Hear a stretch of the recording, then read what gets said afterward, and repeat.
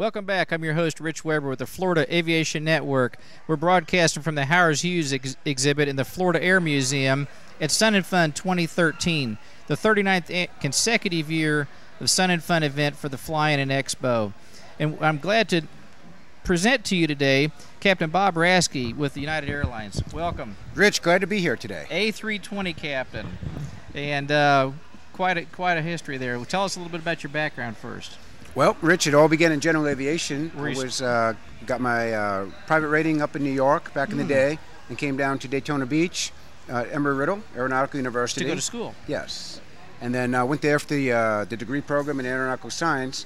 And while I was there, I joined the ROTC, and then found a pathway from graduation into the Air Force, where I did a 20-year career at the Air Force flying F-16s and HC-130 Combat Search and Rescue down at Patrick Air Force Base, where I retired from. Excellent. Wow, that's quite a career. So you got to see quite a bit over a 20-year period, flying those different airframes of the Air Force. Yeah, for sure. I mean, I've been spent my fair share of time in the F-16 world and the HC-130 overseas throughout all, of course, our fights in war against terrorism, and did that, and then retired a couple years ago. And I've been with United kind of congruently at the same time for about 20 years now with United. I got hired when I was about 30 or so, and I was in the reserves for the past 10 years and retired from the reserves. Now I'm full-time at United.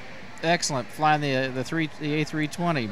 320, yes. I was typed in all of them, the 72, 3, 4, 5, 6, 7, and I was an instructor on the 74 for a while, but now I'm a very happy camper in the A320. Now, does that take you just domestically, or you do some international flights as well? What all do you do with? Domestically, and then, but my favorite flights for the A320, the ones down to Cancun. That's a tough detail, I'm sure. So we got some Caribbean runs that really make the 320 worth it. It's a great airplane. It's been a workhorse for United and fun to fly. Excellent, excellent.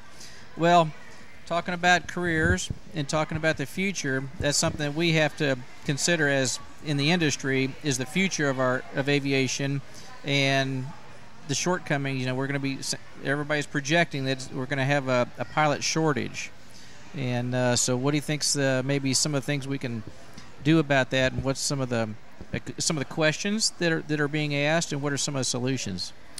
Okay, so right now I'm in special assignment at United, and for the past year or so working on the study of pilot supply and demand issues. And there's an industry consortium that was formed of all the major players, most of the major airlines, regionals, Boeing, FAA, basically formed the consortium to look at where the future pilot supply. Now, the term shortage and supply are two different things. There's always been kind of a misconception out there in the past. People say pilot shortage, but never really developed that way. But what's coming down the pike now, after the consolidation of the airline industry in the past few years, is more of a huge pilot and supply demand issue.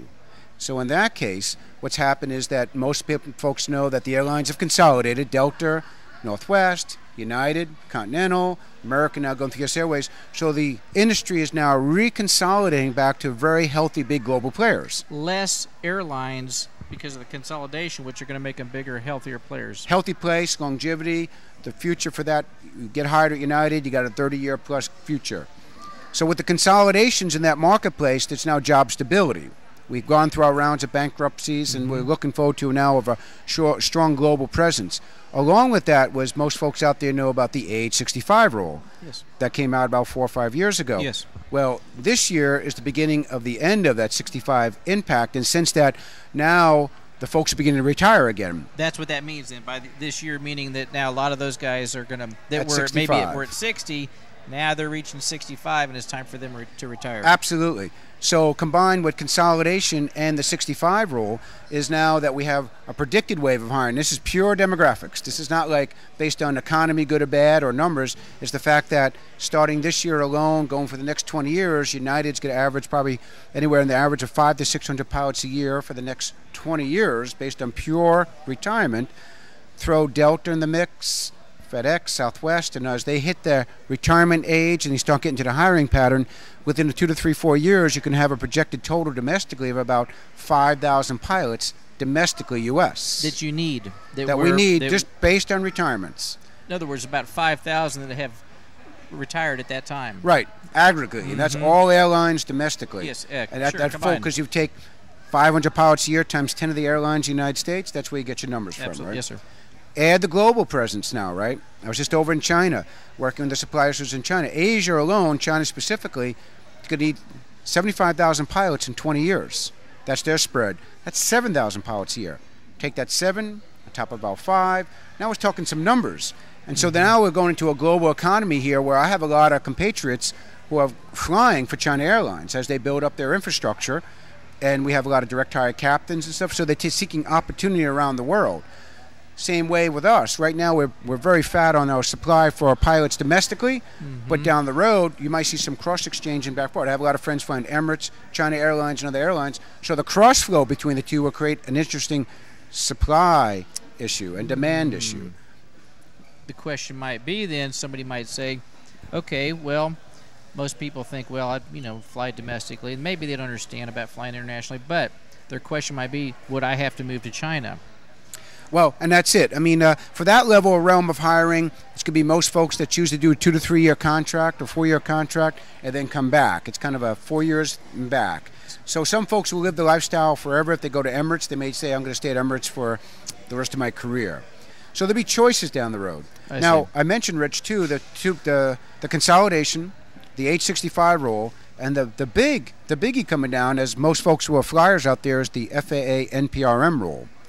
The NPRM rule is going to come down in August, and that was based on a industry, FAA, political solution to what happened as a result of the accident many years ago up there in New York with Kogan Airlines, right? In Buffalo. So they came down with higher qualification requirements, which right now we don't know what the final is going to be, but it's going to start off with about 1,500 hours in enhanced ATP, and then maybe down some levels for an accredited university program or for the military guys. So maybe like 15, 1,000, 750. Different numbers are out there. We don't know the final solution. So what does that impact? Well, throw in the consolidation, the retirements, and now you have the NPRM rule. We now have created a bit of a supply gap.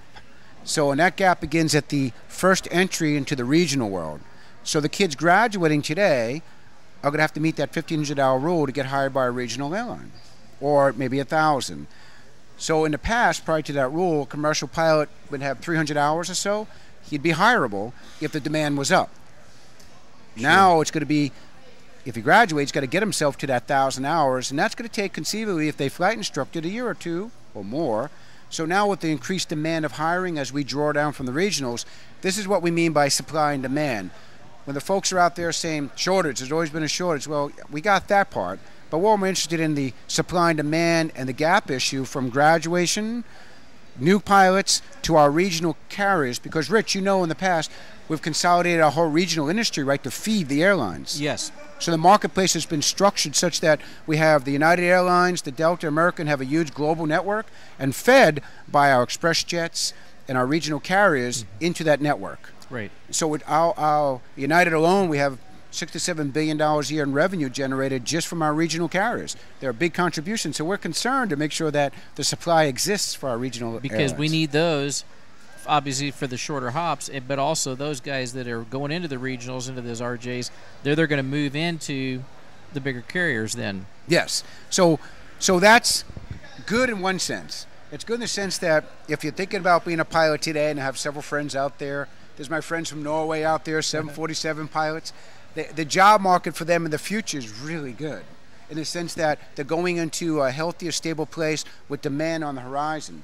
So for any folks out there that have those times, those higher times, higher flight times, they're going to move. They're going to get hired. For the people coming up in the industry, learning how to fly, they got a great future ahead of them. The issue is going to be, and we're working as an industry consortium. Everybody's involved in this, from political sources, the FAA, governmental, industry. We're trying to work on that gap problem through pathway and internship kind of programs. Which means? Means that what we're trying to do is create, like for United, our express carriers will develop relationships with universities and schools and flight schools so that when they graduate, meet a certain hours, they have to build in their time in CFIs, then they coast it at 1,500-hour minimum. Then they'll come, or 1,000 hours, maybe if they're from a accredited school. Depends on giving that credit. Right, if they get the credit, they'll have some kind of pathway into that regional carrier. Interview, pathway, fly in the regionals for a while, and then from there they can move up into the majors. So for us, we're trying as an industry to kind of work on solidifying our relationships with universities, flight program schools to create kind of a hopeful path. Because it gives them the right direction. It gives them a good, solid foundation that they're going to need to be able to move in through that path into the regionals. It creates a mentoring, a promise for the future, investment in our children. I mean, that's the one thing, as we globalize in the world, we seem to kind of get away from this investment for the future concept. Mm-hmm. But pilots are a unique group, and we tend to, all the pilots I've spoken to in many of our meetings, at the level of chief pilots and VPs of flight ops, they know that the investment in the future is the people we invest in now, our children, while learning to fly and creating these opportunities like it's Sun and Fun. The work they do here through EAA, AOPA. Yes. All this is about what? Education. Hope, future, education. Mm-hmm. And for once, when you can pitch a future, it's a good future.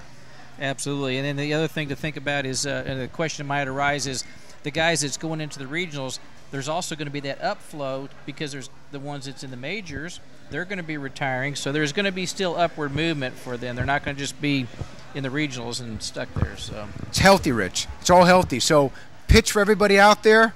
If you're thinking about flying, go for it. Go for it. The future's good. Get out there, jump in an airplane, get your ratings, and come raise my gear here in a few years. And get that experience. Good deal. Well, listen, it was great talking with you. Captain Bob Raskey with United Airlines talking to us about the pilot gap. Stay tuned. We've got more informative speakers and guests coming on show with us. We'll stay tuned. We'll talk to you soon.